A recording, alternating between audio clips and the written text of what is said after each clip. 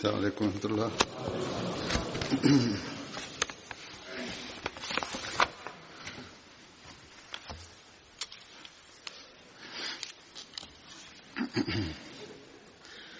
أشهد أن لا إله إلا الله وحده لا شريك له وأشهد أن محمدا عبده ورسوله أما بعد فأعوذ بالله من الشيطان الرجيم بسم الله الرحمن الرحيم الحمد لله رب العالمين الرحمن الرحيم مالك يوم الدين إياك نعبد وإياك نستعين اهدنا الصراط المستقيم صراط الذين أنعمت عليهم غير المغضوب عليهم ولا الضالين. Në vazhd të përmendjes së sahabëve të betejës së Bedrit, sot do të përmend sahabin Hazrat Zaid bin Ruqaysh. Hazrat Yazidi pra vinte nga fisi Banu Usaid bin Hazima të Qurayshve dhe Hazrat Yazidi ishte aleat me Banu Abdi Shams. Dikush ka përmendur emrin e tij edhe Erbed, por kjo nuk është e saktë. Babai i tij ishte Ruqais bin Rayab dhe nofka e tij ishte Ebu Khalid. Hazrat Yazidi mori pjesë në të gjitha betejat bashkë me profetin sallallahu alaihi wasallam, duke përfshirë Bedrin, Uhudin dhe Hendekun.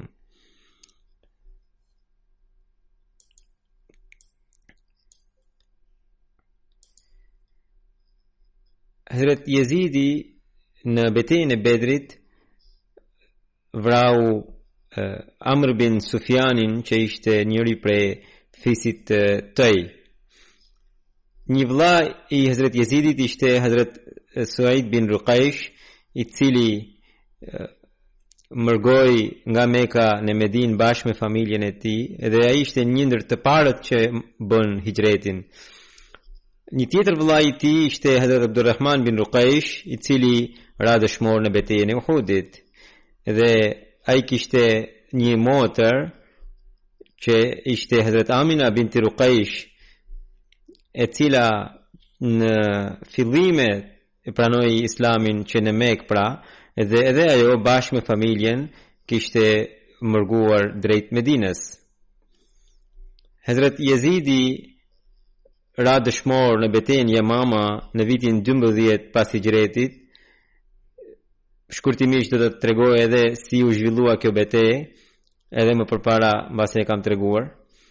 Beteja Yamama u zhvillua në kohën e Hazrat Abu Bekrit radhiyallahu anhu në vitin 11 pas hijretit, sipas disave në vitin 12 pas hijretit.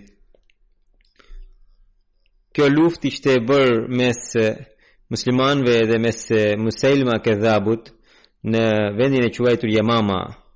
Hazrat Abu Bekri kishte dërguar një ushtri nën komandën e Hazrat Ikrama bin Abu Jahlit dhe mbrapa kishte dërguar si përforcime një ushtri tjetër nën komandën e Hazrat Shergjil bin Hasanas.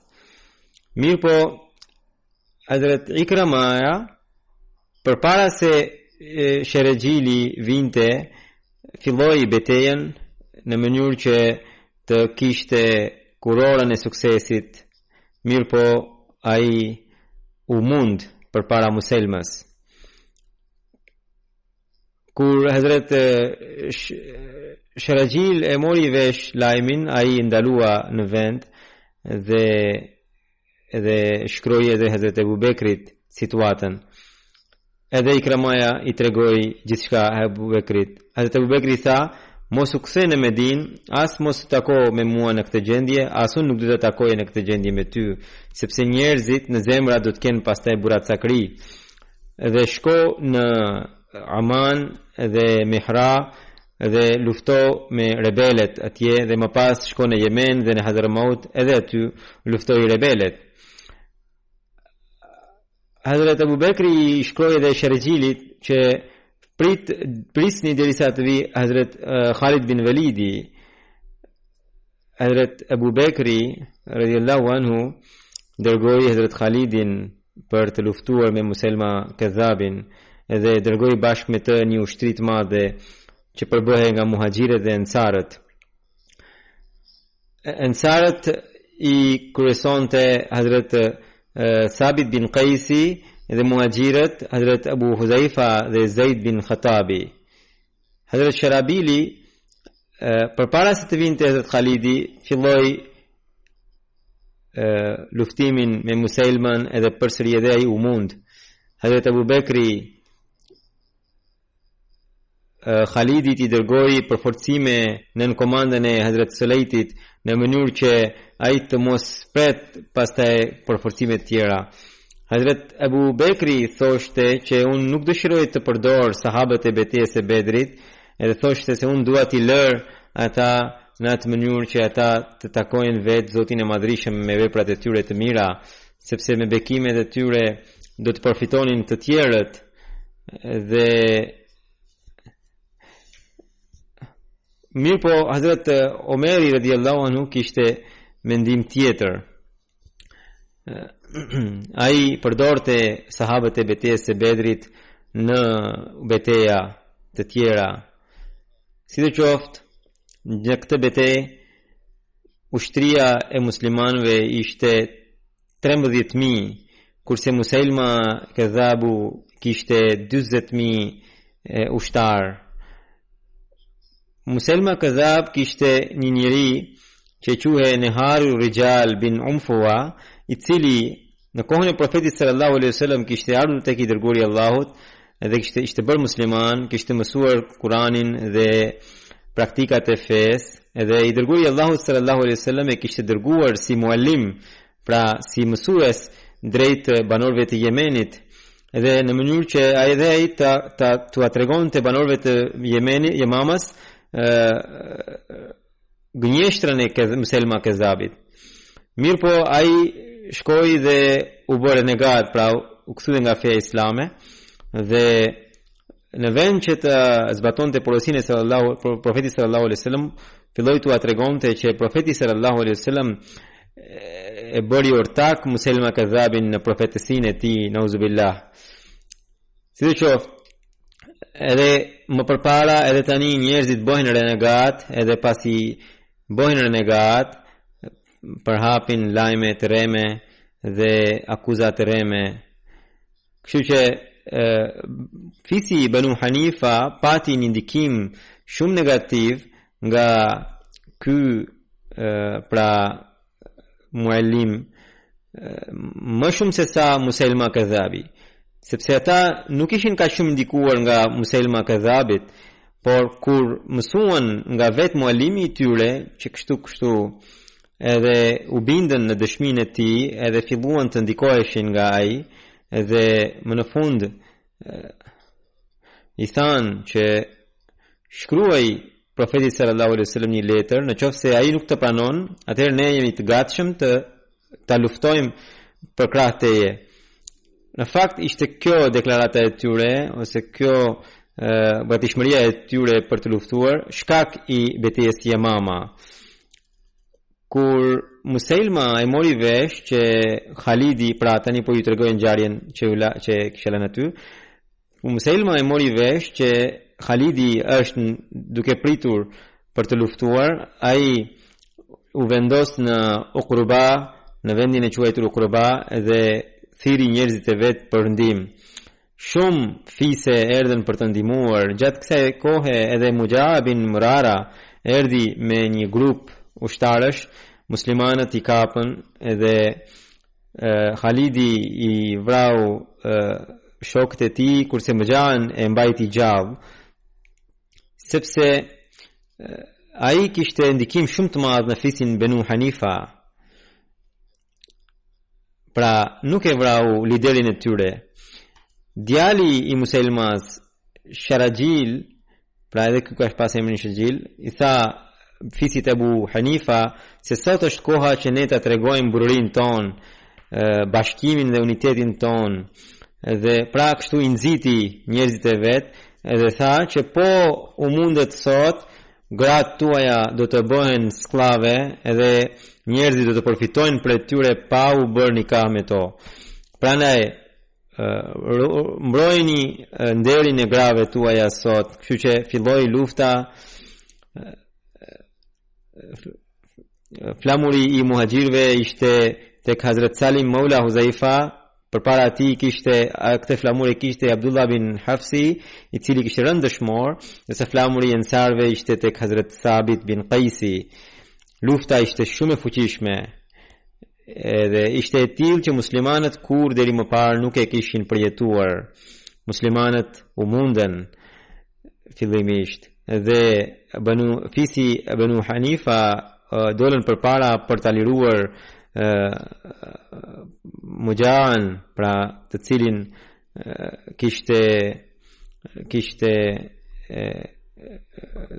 robruar Hazrat Khalid bin Walidi, pra kishte burgosur në fakt.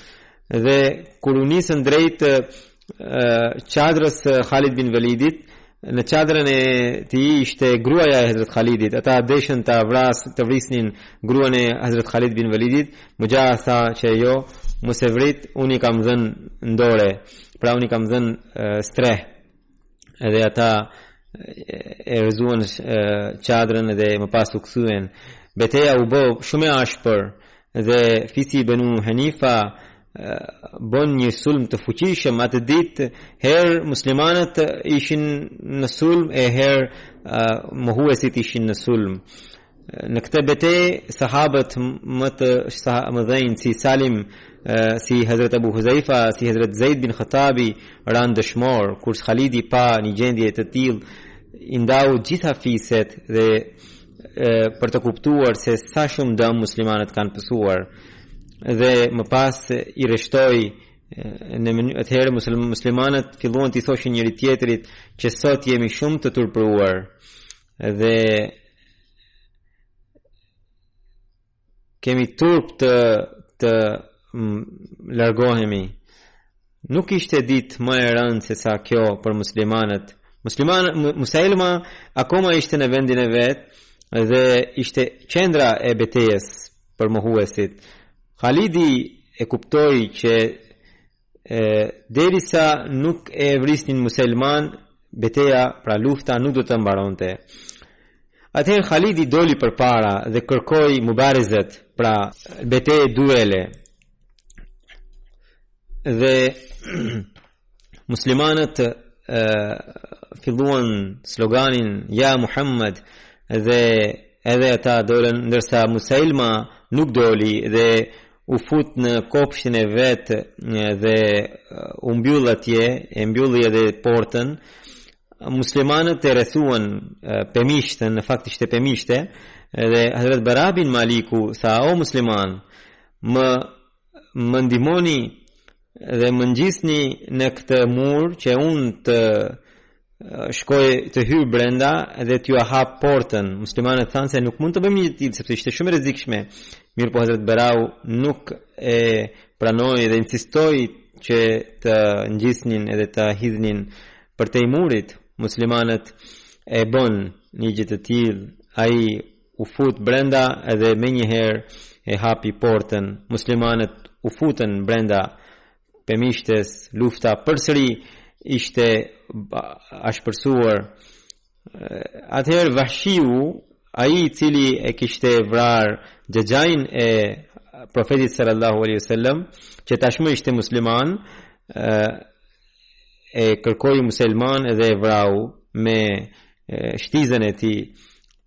Sipas një rrëfimi tjetër, një ensari edhe musliman, të dy kishin sulmuar për një herë edhe pranaj Veshiu thoshte që Zoti e di më mirë se cili nga sulmet e ne të dyve e vrau musliman. Hazrat Abdullah bin Umeri thoshte që një njeri bërtiti më të madhe që musliman e vrau një zezak, pra kështu që ka shumë mundësi që pikrisht Veshiu e kishte vrarë musliman. Hazrat Khalidi përmes Mujaas, pra ati lideri që kishte burgosur, kërkoi trupin e muslimas dhe gjeti. Mujaa ishte shumë dinak dhe tha që brenda kështjellës janë ushtarët më të zot, ndërsa këto që keni luftuar ishin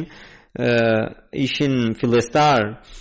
Prandaj muslimanët nuk duhet të pësojnë më shumë humbje, më mirë të bëjnë paqe me mua, thoshte ky Mujaa. Hazrat Khalidi bëri paqe me të, me kushtin që vetëm gjetët do të faleshin edhe gjithçka do të binin në duart të muslimanëve.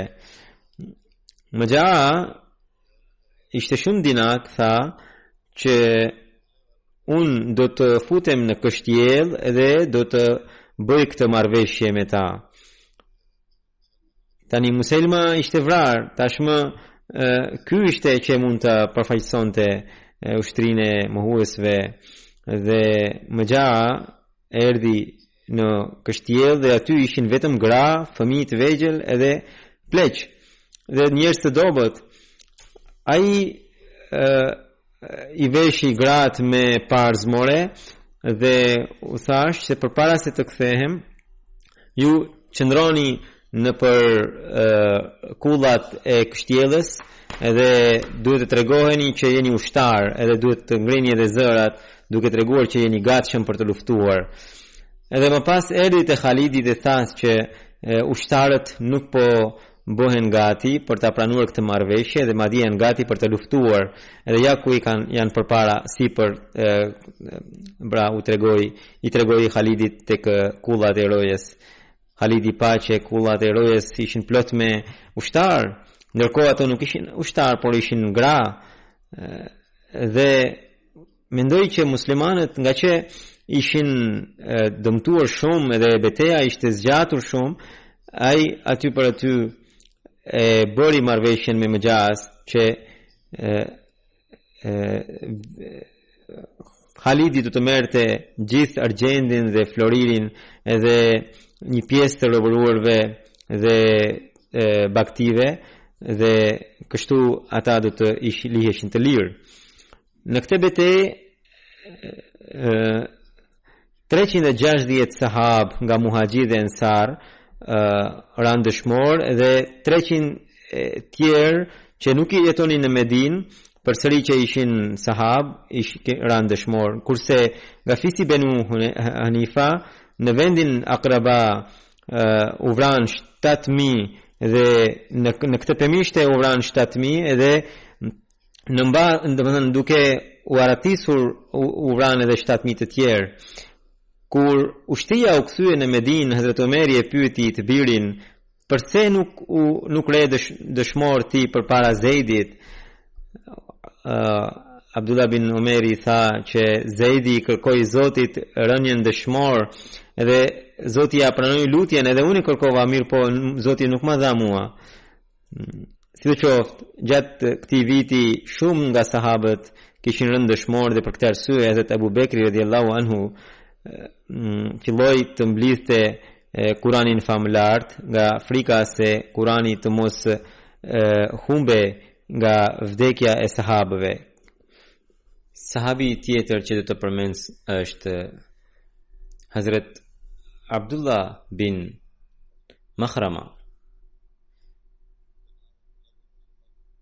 Nofka e tij ishte Abu Muhammad, ai vinte nga fisi Banu Amir bin Lawi.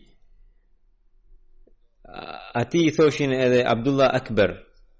Ai ishte ndër të parët që pranoi Islamin. Babai i tij ishte Makhrama bin Abdul Uzza dhe nana ishte Bahnana binti Safwan.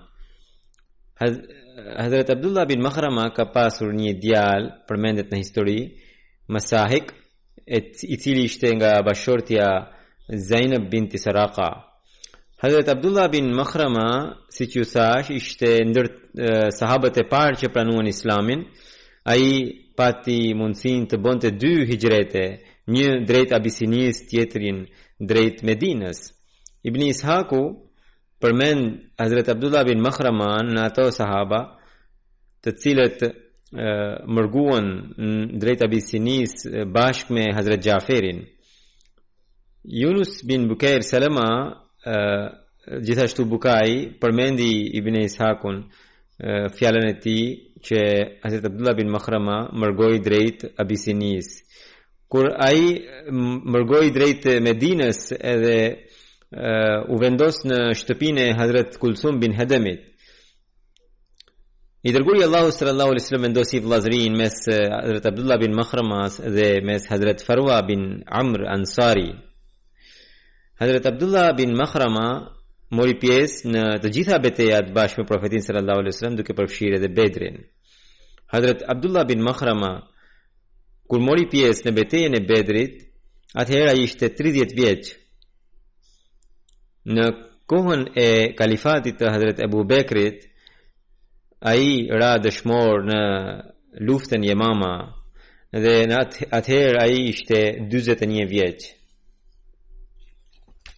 Hazrat Abdullah bin Makhrama ka pasur deri në maksimum ndjenjen për të martirizuar, kështu që ai i lutej Zotit: O Zot, mos më jep vdekje gjersa të kem plag ose gjersa të marr plag në çdo nyje të trupit tim edhe të bie dëshmor në rrugën tënde. Kështu që në betejën e Yamama ai u lëndua pikërisht në përnyjet edhe për këtë arsye i kishte rënë dëshmor. Ai ishte shumë adhurues, bënte shumë ibadet që në kohën e rinis. Hazrat Ibn Umeri tregon që në vitin e betejës së Yamama dhe Abdullah bin Makhrama dhe Abu Huzaifa, ose më falni, Salimi Maula Abu Huzaifa, të tre kishim për detyrë të kullosnim dhit, pra dhit e ushtrisë, dhe atë ditë kur filloi beteja ishte imja radha për t'i kullotur baktit. E kur jam kthyer e pash Abdullah bin Makhraman në fush betejen të lënduar e të plagosur, qëndrova aty dhe ai më pyeti: O Abdullah bin Umer, a çelën iftarin agjëruesit? Unë thash po. Më tha: më jep pak ujë në mburojën tënde që edhe unë të hap iftarin. Pra ishte në agjërim. Abdullah bin Umeri thotë se unë shkova për të marrë ujë. Kur jam kthyer, ai kishte ndruar jetë. Hazrat Amr bin Ma'bad është sahabi i radhës që do të përmend sot. Emri i tij gjithashtu përmendet si Umair bin Ma'bad. Babai i tij ishte Ma'bad bin Azhar dhe ai vinte nga fisi i Ansarve i Ausit dhe dega Banu Zabaya. Hazrat Amr bin Ma'bad mori pjesë në betejën e Bedrit edhe në të gjitha betejat bashkë me profetin sallallahu alaihi wasallam, duke përfshirë edhe Uhudin. Hazrat Amr bin Ma'bad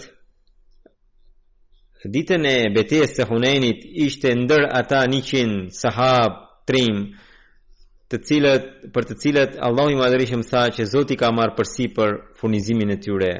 Pra që qëndruan të palëkundur bashkë me profetin sallallahu alaihi wasallam. Në një rrëfim përmendet që Hazrat Abdullah bin Amri tregon se betejën e Hunenit ne ishim në gjendja e jonë ishte e tillë që 2 grupet e muslimanëve po aratiseshin për shkak të luftës dhe profeti sallallahu alaihi wasallam nuk kishte as 100 veta pranë tij. Dhe ndër ata për këtë numër në fakt ka rrëfime të ndryshme, disa thon 80, disa thon 100. Pra nga 80 deri 100 ishin ata sahab të cilët qëndruan të palëkundur në këtë situatë të vështirë bashkë me profetin sallallahu alaihi wasallam. Sahabi i radhës që do të flas sot është Hazrat Numan bin Malik. Hazrat Numan bin Maliku emri I tij ishte Numan bin Qaukal gjithashtu. Imam Bukhariu përmend me emrin e tij Ibni Qaukal dhe Allama Badruddin Aini që është një dietar dhe interpretues I Bukhariut thotë që emri plot Ibni Qaukalit ishte Numan bin Malik bin Thalaba bin Asram.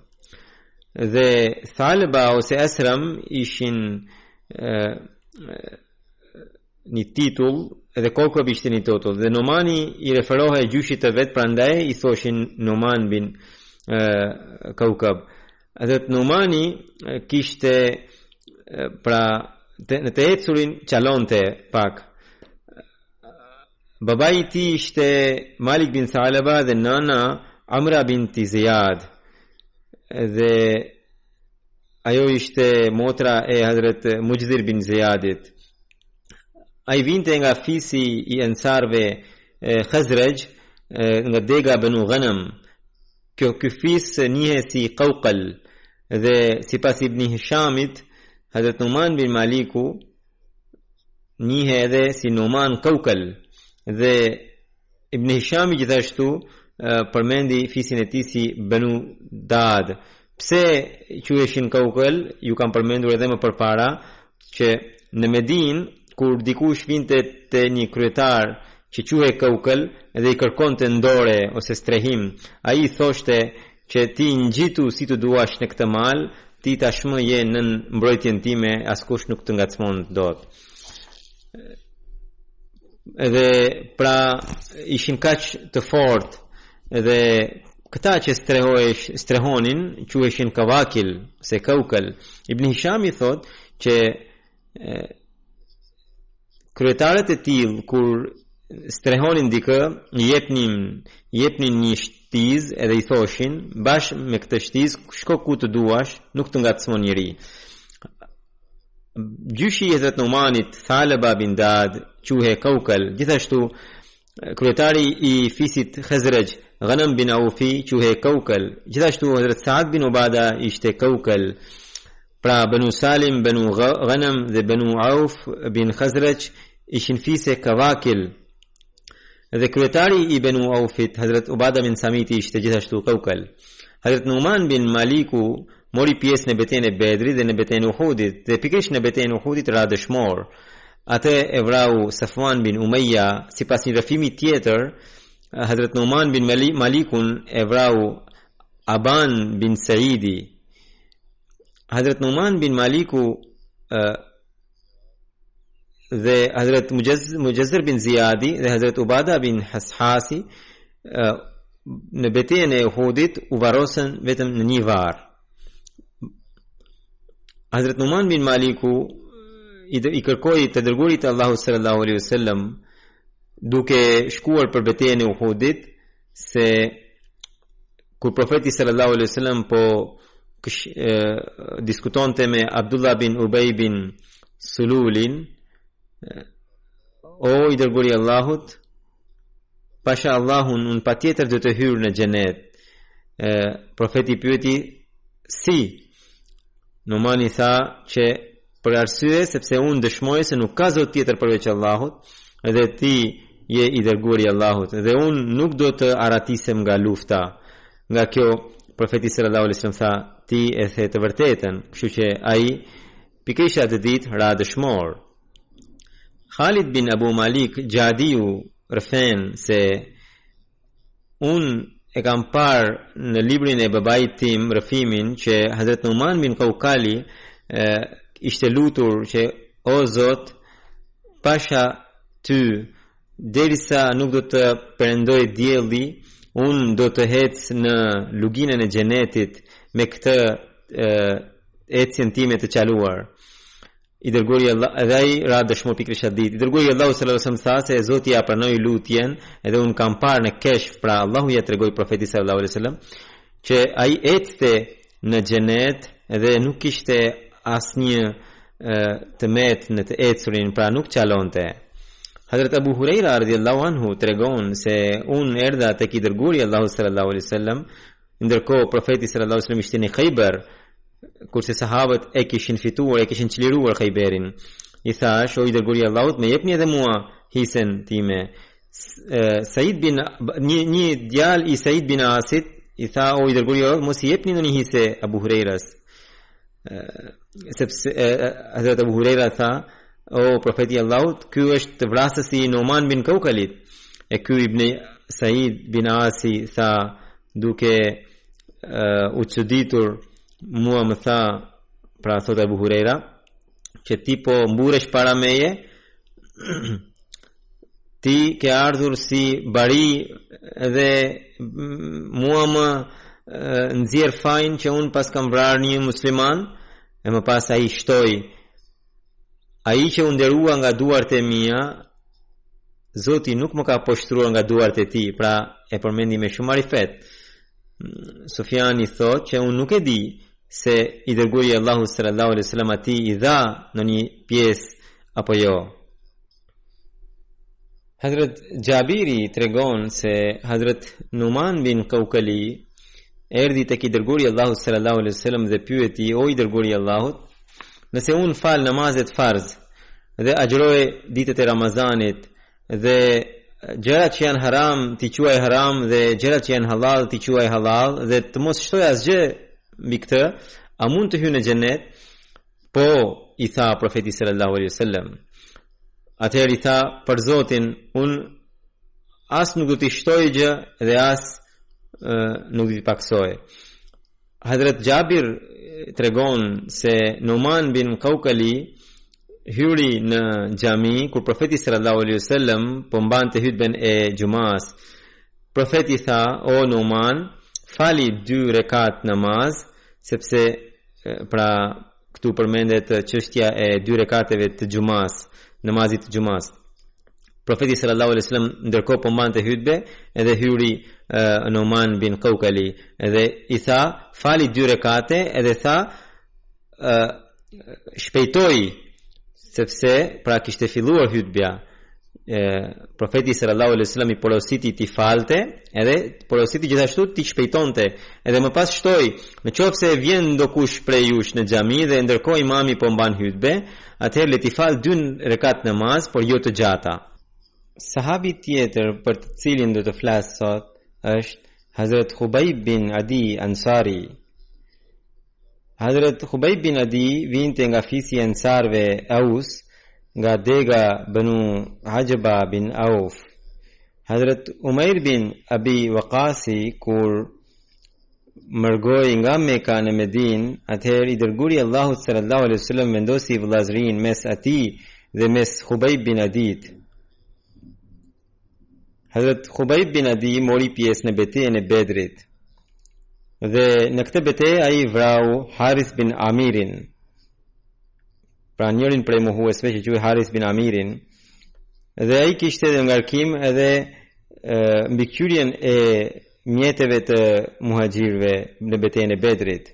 Hazrat Khubayb bin Adi ishte pjesëmarrës në ngjarjen e Regjiut që u zhvillua në vitin 4 pas hijretit. Dhe atë dhe Hazrat Zaid bin Dasna i burgosën mohuesit dhe i shitën në Mekë. Dhe djemtë Harith bin Amirit i blejnë Khubaybin që të vrisnin si hakmarje, sepse Khubaybi kishte vrarë në betejën e Bedrit.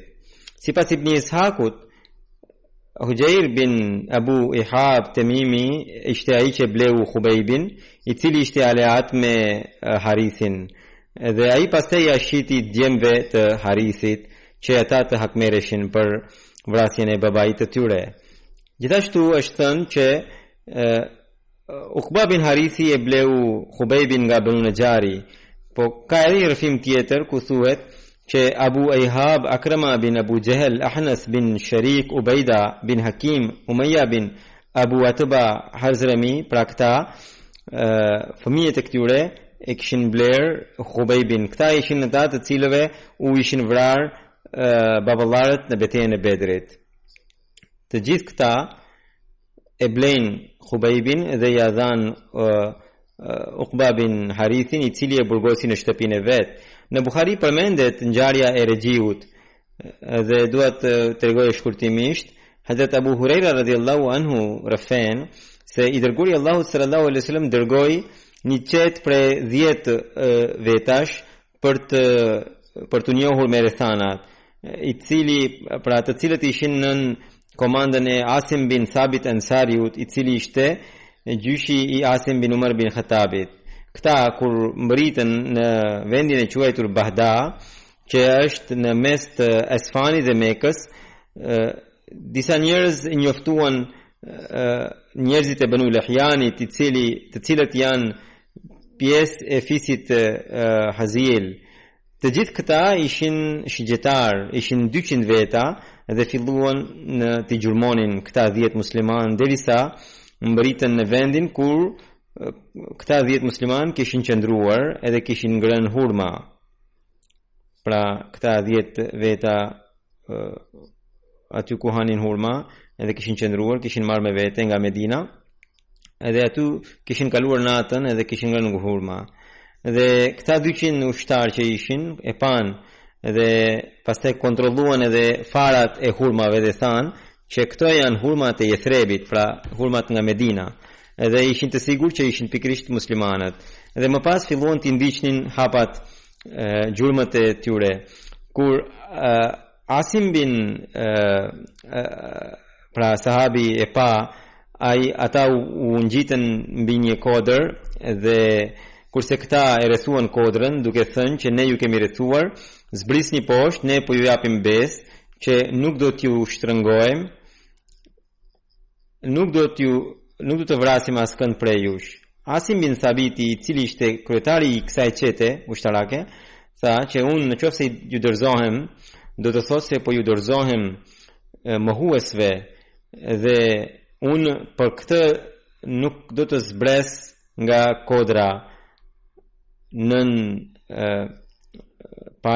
me paqen me mohuesit. Edhe më pas ai u lut, o Allah, njoftoje profetin ton për ne.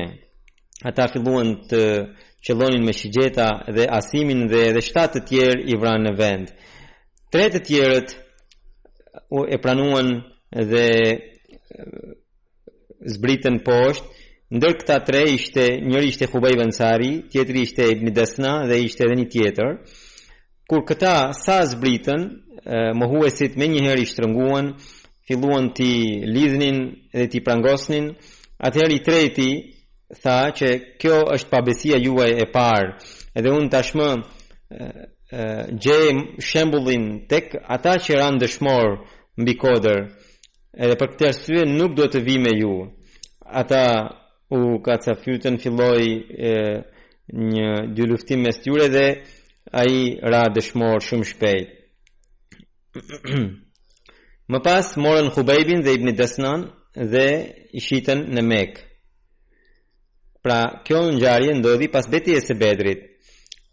Khubaybin e blen Banu Harith bin Amr bin Naufel bin Abdi Manafi, ishte pikërisht Khubaybi që e vrau Harith bin Amirin në ditën e betejës së Bedrit.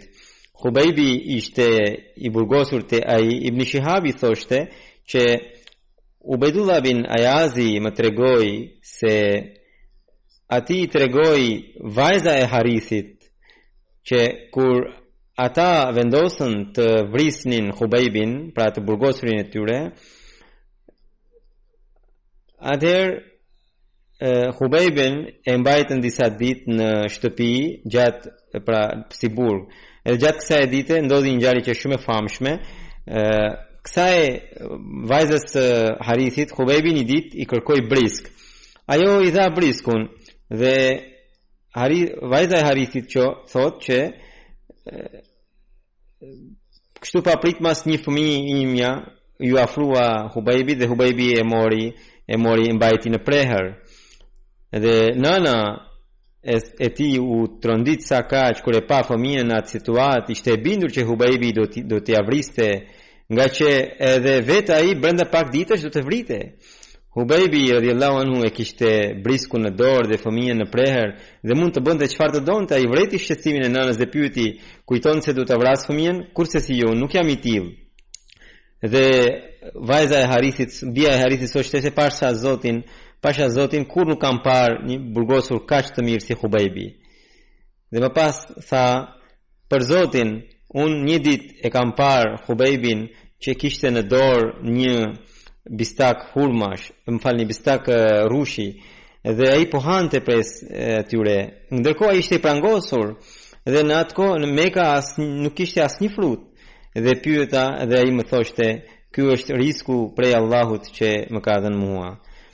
Kur njerëzit për ta vrarë atë Khubejbin e nxorën nga haremi, pra në pjesën e haremit nuk bëhet vrasja, Khubejbi u kërkoi që të falte 2 rekat namaz. Ata i dhanë mundësin, ai fali 2 rekat namaz dhe më pas tha që në qoftë se nuk do të mendonit që në qoftë se unë nuk kisha dyshim se ju do të mendoni se unë po friksohem, unë do t'i zgjasja namazet, por vetëm sepse ju do të mendonit se unë po friksohem, unë i kam shkurtuar namazin.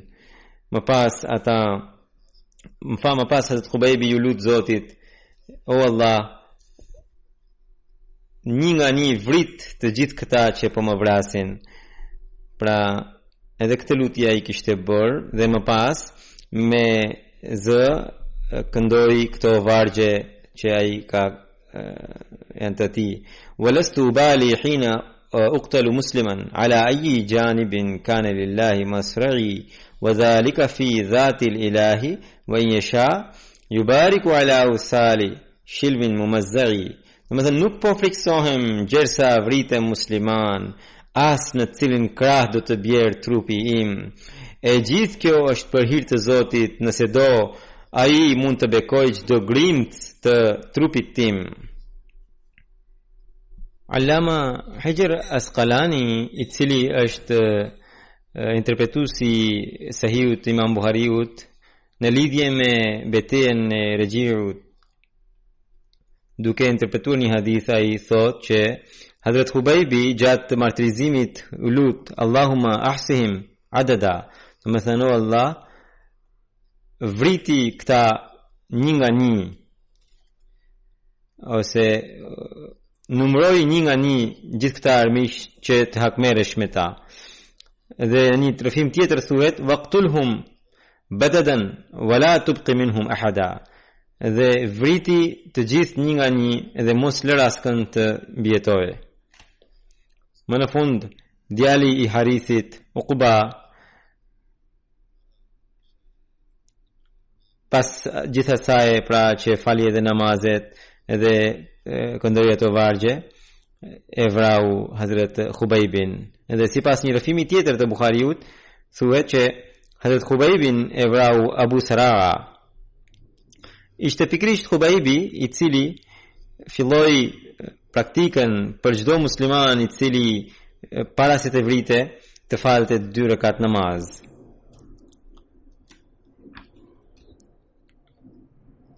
Allahu i madhërisëm ja dëgjoi lutjen edhe Asim bin Thabitit. Pra Asimi ishte kryetari i këtij grupi muslimanësh, dhe profeti sallallahu alaihi wasallam sahabëve të tij u tregoi që Allahu i madhërisëm vetë e njoftoi profetin sallallahu alaihi wasallam dhe ai u tregoi sahabëve, sepse edhe kështu Asimi ishte lutur Zotit. Dhe i dërguari Allahu sallallahu alaihi wasallam tregoi sahabëve gjithë ngjarjen që kishte ndodhur edhe gjithë mundimin që ta patën. Dhe disa mohuesve kur njerëzit i thanë që Asimi u vra, ata i kërkuan që na sillni një pjesë të trupit të tij që ne të mund ta kuptojmë se Asimi u vra. Atëherë, sepse Asimi kishte vrarë në betejën e Bedrit një 2 krerë të Mekës, kur një grup mohuesi erdhën për të marrë trupin e Asimit, gremzat e mbulohen trupin e tij dhe ata as nuk ju afruan dot dhe nuk arritën të realizonin qëllimin e tyre. Kur po martirizonin Khubejbin, Hazrat Khubejbi u lut, o Allah, unë nuk kam asnjë mundësi që t'i dërgoj mesazh të dërguarit tënd, që t'i dërgoj selam të dërguarit tënd. Prandaj ti vetë krijo mundësi që ai të njoftohet dhe të ketë selamin prej meje. Kur Khubejbi po ngjite në altar dhe kur një idhujtar dëgjoi lutjen e tij Allahumma ahsim adada waqtulhum badada, domethënë Allah numëroi këta dhe një nga një vriti të gjithë, ai nga frika ra për tokë. Thuhet që ende nuk ishte kaluar një vit që përveç atij që kishte rënë për tokë, të gjithë ata që kishin marrë pjesë në vrasjen e Khubaybit u vranë edhe nuk mbeten të gjallë. Hazrat Muawiya bin Abu Sufjani thotë që unë isha në spektator bashkë me babain tim kur babai im dëgjoi lutjen e Khubaybit edhe ai u përpoqi të ma ulte në tokë. Urwaja tregon që kishte edhe ca njerëz të tjerë, pra gjithë idhujtarët që ishin ndërta ishte Ebu Ehab, Akhnas bin Shariq, Ubejda bin Hakim dhe Umayya bin Atba.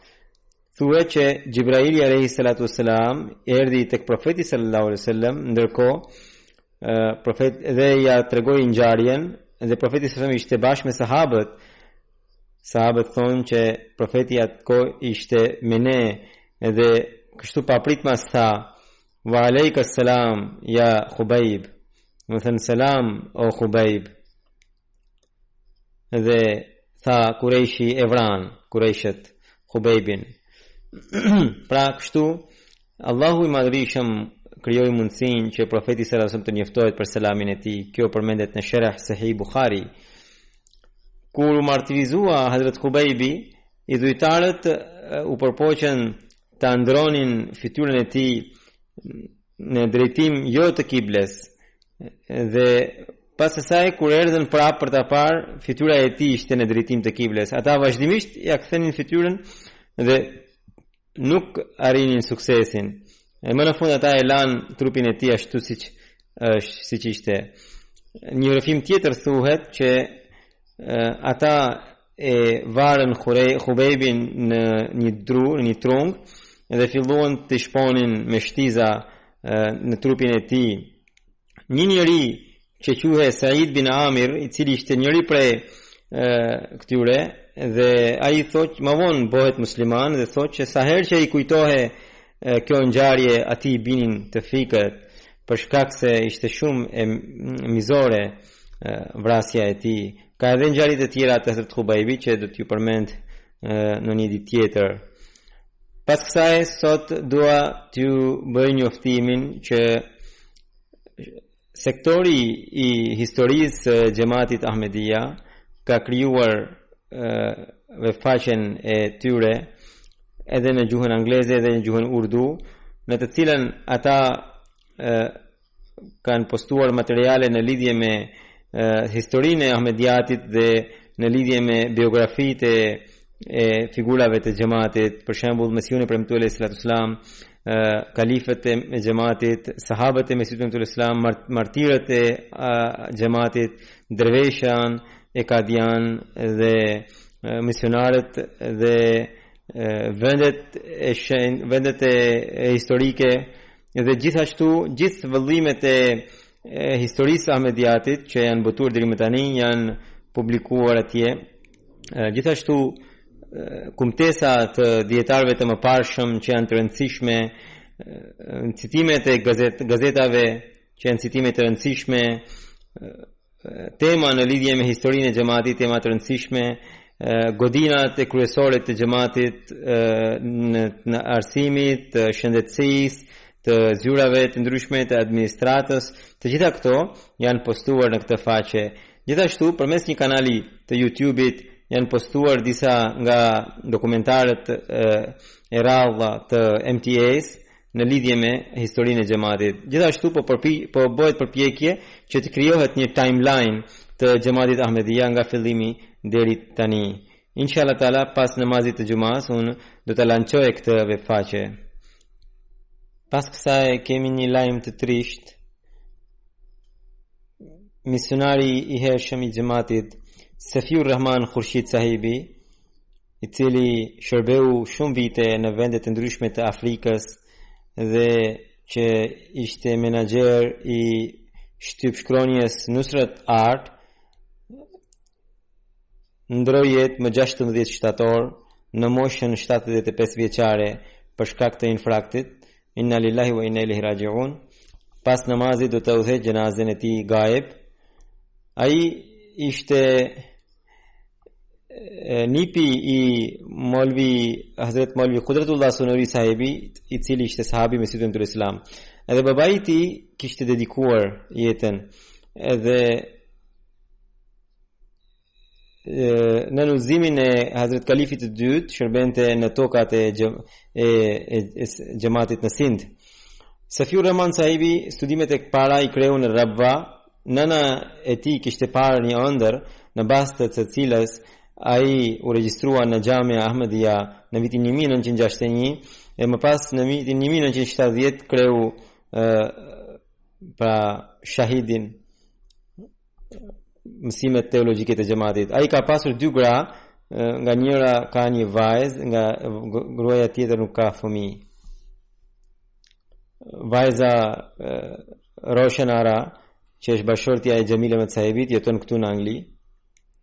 Pasi kreu Xhamia, pra fakultetin e xhamatit, Safiur Rahman sahibi disa për pak kohë qëndroi në Rabwa, më pas u vendos si misionar në Chakval dhe aty ai pati mundësi të shërbente bashkë me sahabin e Mesihut të Premtuar Islam Hakim Abdullah sahibin.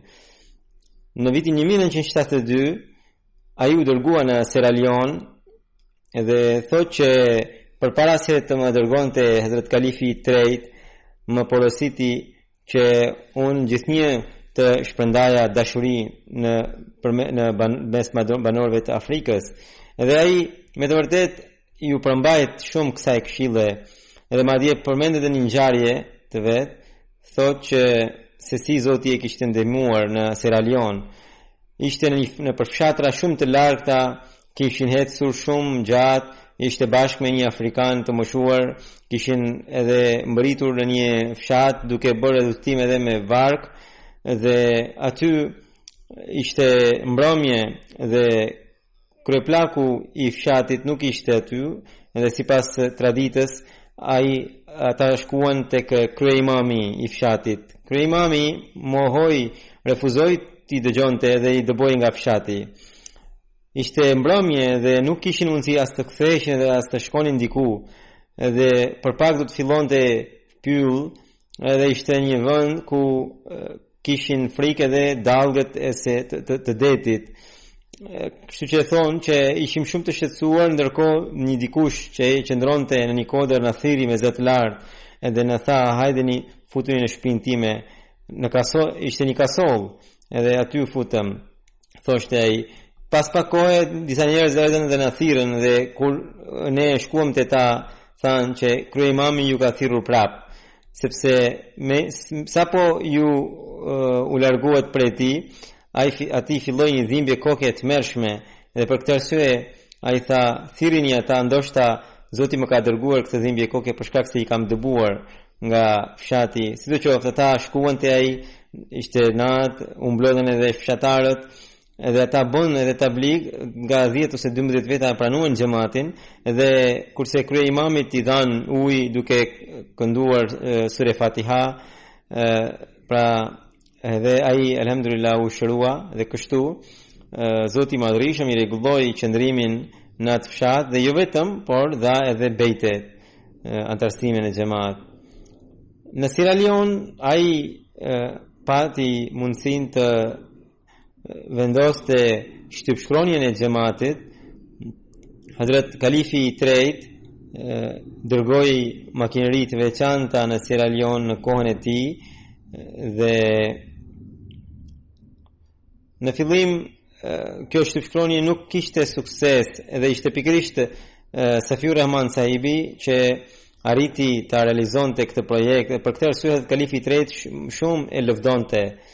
Më pas ai u caktua në Nigeria dhe aty gjithashtu ai vendosi shtypshkronjen tjetër të xhamatit, edhe ajo filloi të funksiononte. Madje gjatë kësaj periudhe ai pati edhe një aksident duke punuar, ju kaput një gisht në makinerinë e shtypshkronjes. Kishte bërë shumë mjekime, mirë po nuk pati shërim. Hazrat Kalifi I tretë kur mësoi këtë ngjarje. Në atë kohë ndoshta kalifi i tretë ka qenë në Londër, ishte për një vizitë, i tha hajdeni në Londër dhe këtu bëje mjekimin, dhe më pas alhamdulillah ai edhe u shërua. Më pas Hazrat Kalifi i katërt kur vendosi shtypshkronjen e Rakim Press në Londër, Hazrat Kalifi i katërt e thirri dhe i tha që përpiqu që të nisësh një shtypshkronje edhe këtu, dhe hartoi një këshill, antarët e së cilës ishin Mustafa Sabir Sahibi, Mubarak Saqi Sahibi dhe gjithashtu edhe Indieri. Dhe alhamdulillah që nga ajo kohë deri më sot vazhdon ajo shtypshkronje. Ai shërbeu për 17 vite në vende të ndryshme të Afrikës, pra në Sierra Leone dhe në Nigeria. Më pas në vitin 1988 Hazrat Kalifi i katërt gjatë udhëtimit të tij në Afrikë e porositi të shkonte në Kameron për një udhëtim tabligu, kështu që ai mezi mori vizë dhe pastaj bëri atë udhëtim, dhe gjatë këtij udhëtimi një mujor arriti të bënte johon sepse pati intervista në për radio dhe me bekimin e Zotit një familje e pranoi xhamatin. Në vitin 1988 ai do të kthehe në Pakistan dhe do të caktohej si misionar i xhamatit në Lahore. Edhe këtu pra vinte në Angli në Gjelsa në vitet e ndryshme, shërbente në zyrën e private secretary sahibit. Në vitin 1991 ai u caktua menaxher në shtypshkronjen Nusrat Art Press. Edhe në fund ai pati probleme me zemrën edhe kishte marrë dhe kishte dalë në pension. Allahu e mëshiroft dhe ja ngrit nivelet në xhennet dhe vajzës dhe bashkëshortes i dhënë durim.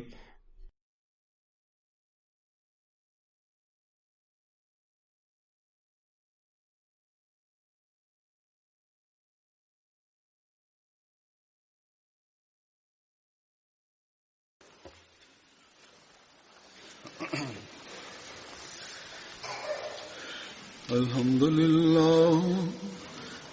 لله نحمده ونستعينه ونستغفره ونؤمن به ونتوكل عليه ونعوذ بالله من شرور أنفسنا ومن سيئات أعمالنا من يهده الله فلا مضل له ومن يضلل فلا هادي له ونشهد أن لا إله إلا الله ونشهد أن محمدا عبده ورسوله عباد الله رحمكم الله إن الله يأمر بالعدل والإحسان وإيتاء ذي القربى وينهى عن الفحشاء والمنكر والبغي يعظكم لعلكم تذكرون اذكروا الله يذكركم وادعوه يستجب لكم ولذكر الله أكبر.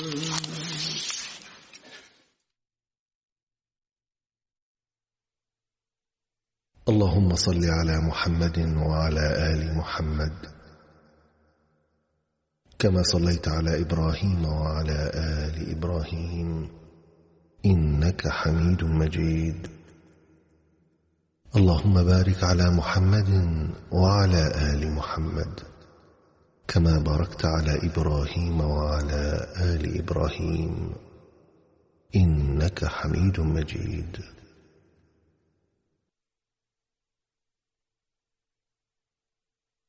أعوذ بالله من الشيطان الرجيم. بسم الله